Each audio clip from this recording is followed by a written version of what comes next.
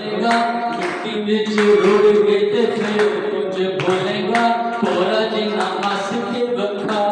वे पैड़ेरा इंज ते ना मुख पर का कसमां नूं खाने आंदे होर किन्ना तोड़ेगा जग सारा छड्डिया सी तू भी हुण छोड़ेगा ऐडी वड्डी नहीं ना सजा वे पैड़ेरा इंज ते ना मुख पर का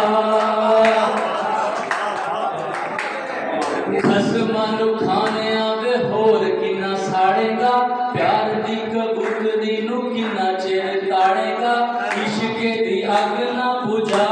वे बैड़िया इंज ते ना मुख मरदा। और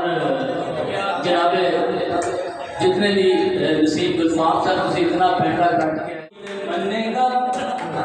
खसमां नूं खाने आवे होर किवें मन्नेगा चुप वाले जंगरे नूं दस किवें पन्नेगा मन जाना वैरिया सता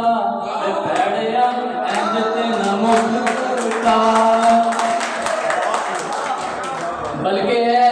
पूरे फंक्शन च चुप बैठे रहे साढ़े सदारती वाड़ी आपका शायर आमर सोच रही है कि खसमां नूं खाने आवे होर किवें मन्नेगा